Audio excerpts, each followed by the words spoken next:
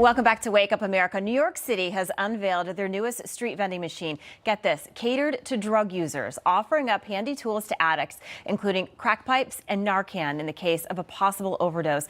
Proving to be a big hit, the vending machine was cleaned out overnight. Joining us now are two born and raised New Yorkers, former New York City mayoral candidate and founder of the Guardian Angels, Sliwa, and GOP strategist Krysia Lenzo. You know, every day, I don't think it can get worse here in New York. I mean, what's next? And we're talking about these new vending machines. Krysia, what is going on here in the city? I can't even believe it. As you said, I'm born and raised in New York. I've been in the city my whole life. I have never seen it this bad. And the fact that we have these vending machines completely cleared out overnight with Narcan, with illegal drugs, with lip balm, I guess, to help you use the crack pipes. I'm not really sure. But this is outrageous.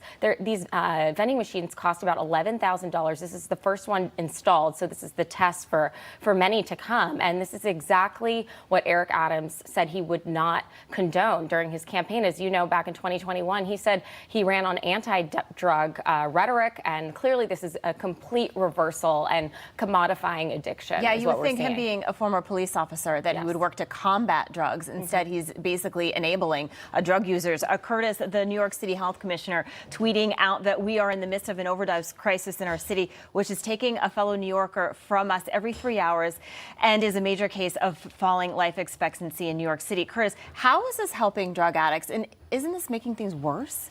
This is so idiotic, and you got to blame the mayor, right? Because you said he was a cop. He's a house mouse. He was always in the precinct. He's got no street smart. First off, you mentioned that vending machine cleared out overnight. What do you think they did with all that paraphernalia? They went on the corner and sold it, right? They're dope fiends. They'll sell anything they can get their hands on. Stupid number one. Stupid number two, this is Weed City now. You know, it's puff, puff, pass. That's all you can smell when you're walking down the street. Right, but I got the munchies. So I go to the vending machine and I'm looking. Are there Skittles? Are there Snickers? Let's see, Starburst? No. Wow, I get to beat myself up to Scotty with a crack pipe, the lip balm, fentanyl strips. Hey, where are the needles? Why did they leave the needles out? This is nuts. This just enables dope fiends. That's all it does. And it will accomplish nothing but create more drug addicts. Yeah, it's so crazy to think that, and Krysia, you mentioned this is just one vending machine. They plan to put them a couple throughout the city. You know, the mayor is saying that he's going to work on curbing drugs, and he's also talking about the migrant crisis. There's a migrant crisis in pretty much almost every city, a lot of the blue cities. Now what the mayor is proposing to do is saying, you know what, we can't put these migrants in hotels anymore. So if you have an extra home or extra room in your home, you can rent out your room to a migrant. You get paid, I think it's like $125 a night. Smart decision or no? I think we should start having the migrants live at Gracie Mansion with Eric Adams. That's where we should begin. And clearly with this, maybe this is similar to quartering, some might say, to go back in time. But to imagine waking up to migrants who we already know of cases at the Roosevelt Hotel, whistleblowers are saying that these individuals, unfortunately, there's a lot of crime already that we're seeing. To have them in your own home, well, how will that help with crime? You wake up in the middle of the night. What if something were to happen? This is a huge liability. And it will not increase revenue. I mean, as we've seen, $1.2 billion has been spent on the migrant crisis alone thus far in New York City. So it certainly will not help. Yeah, Curtis, you see the crime that's happened in New York City, and now the mayor is telling people just open up your home to somebody.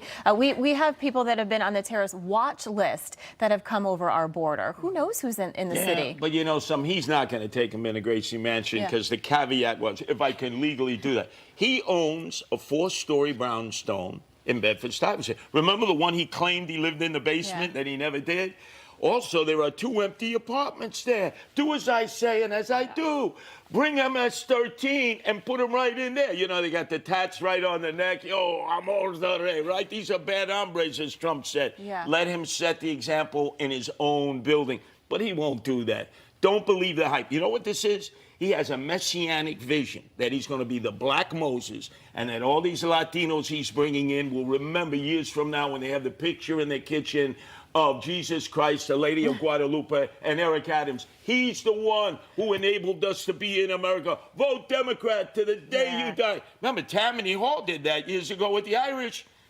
Nothing is ever new or invented. It's always recycled. It's absolutely a mess, and I do wonder if other cities will follow suit of what Mayor Adams is doing between the vending machines and letting people take in migrants and rent a room from them. So complete mess. Curtis Sliwa, Krysia, Lenzo, thank you so much. We appreciate it.